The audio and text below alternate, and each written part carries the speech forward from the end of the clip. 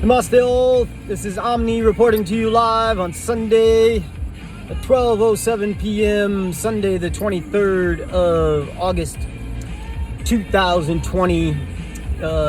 This is me heading into Rogers Park to take a little bit of break, and I wanted to explain to you today, this is my GoFundMe campaign, Heroines and Heroes. Some answers to some questions that anybody who is interested might have, such as what's in it for me to donate my time, resources, money, etc., or to become a heroine or hero. So I think about, what do you have to gain from the experience, and what do you have to lose, whatever aspect you decide to play in the game, the dream game.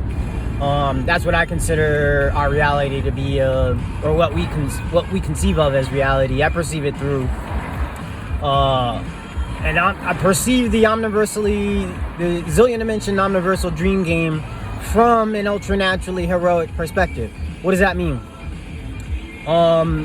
Ultras aim at things to the extreme extent. They'll take things all the way from its uttermost low to the ultra greatest or ultra highest, or whatever it is you want to conceive of it to be. But essentially, how do you get there? Many would say by supreme, ultra supreme effort. So you get the greatest rewards for putting in the greatest amount of energy. So if you're tapping into harnessing and utilizing your full potential, the whole energy quotient that you've been allotted for your lifetime, then if you're taking that and you're using all the energy that's been allotted to you, then you will feel the greatest sensations that are in alignment with what makes you personally happy. So if you're going to the ultra extreme, you can expect that you will feel at some point the ultra happiest emotional sensations. You will feel the ultra happiest emotional sensations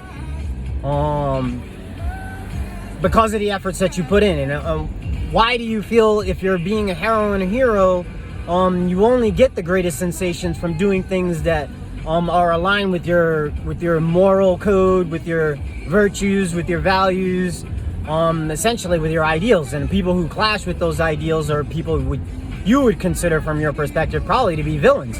Or somebody who's in between that, somebody who's neither a hero or a villain, somebody who's just maybe a bystander in the dream game, somebody who could be considered an innocent, or usually in conflict, they're what people call collateral damage, because in the battle between the forces, somebody stands in between them, they inevitably will get hurt.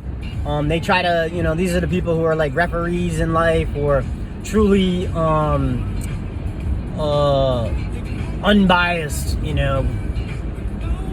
I don't know. Essentially, my point is, people would say, like, in Once Upon a Time, the modern fable, the villain points out to the savior that saviors throughout history, throughout legends and myths, don't get happy endings. They almost always, inevitably, for their sacrifice of their life, all of their energy, they often die very painfully, and who could assume that because you're gonna experience pain on the very last moment of your life, how would that translate vibrationally that you're gonna go to a great afterlife if you're feeling reeked with pain at the moment your heart bursts, or your brain stops working, your body stops functioning? That assumption doesn't seem to make sense to me. So I aim at utilizing negative, neutral, and positive forces combined simultaneously to feel the ultra happiest sensations, not the ultra happiest positive sensations, because some people derive their happiness by utilizing primarily a negative force, or a neutral force, or a positive force, depending on your personal values. Maybe by inflicting pain on some people, you gain the greatest pleasure, and thus the greatest happiness, which is within your sphere of happiness. So anybody can feel the greatest, happiest sensations by doing whatever is in alignment with their ideals, with their moral code. Even psychopaths have a moral code. It's just different from the way that you perceive it to be. as a person who might be considered to be not sociopathic or psychopathic in terms of your tendencies. So now I understand. What do you lose by taking up a heroic perspective, a heroic worldview? You lose whatever it is that you were feeling, whatever the predominant sensation you felt before embarking upon the path of the hero, which is often fraught with obstacles and struggles. But the challenges make you feel that your life is truly rewarding, that the challenges that you're facing are not just so easy that you feel like your life is boring.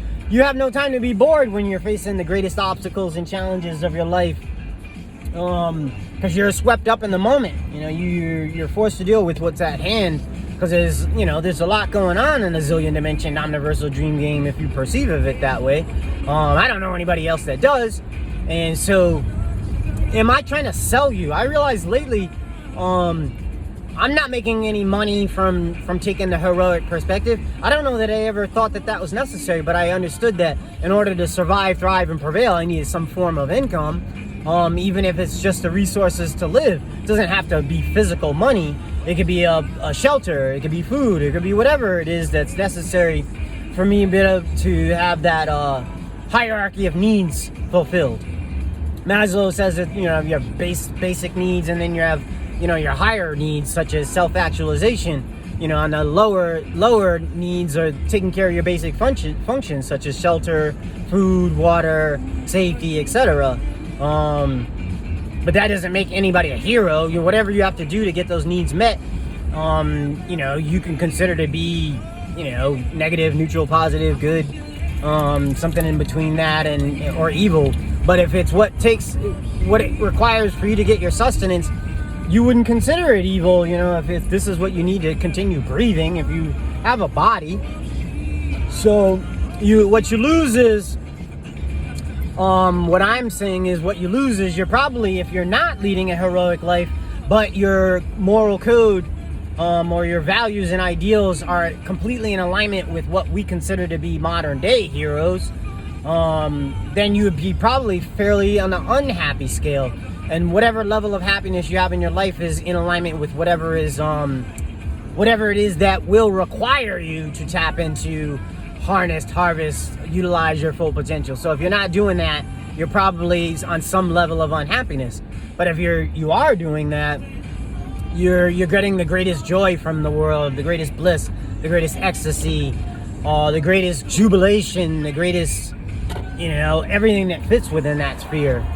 So I almost feel like something's going on at the park today, because there's more cars parked. So I'm just going to park here. I know that the temple's probably full, so I'll just take a walk through the park. Essentially, that is the message for the day. So I was like, all right, so how do I tackle this? First, I asked myself, what do I have to gain and what do I have to lose by taking on a heroic perspective, a heroic worldview, and especially one that's an ultra-naturally heroic worldview? What do I have to gain? What do I have to lose? Well, I have to lose the unhappiness I get from not feeling fulfilled by doing whatever it is that requires my utmost. The zillion dimension omniversal person, the ultra supreme being as I perceive it to be. So I'm just going to take a moment here to put my bags in, and I'm going to get ready to go. But if you'll just give me a moment, I'll continue rolling. See no reason to cut, as it were.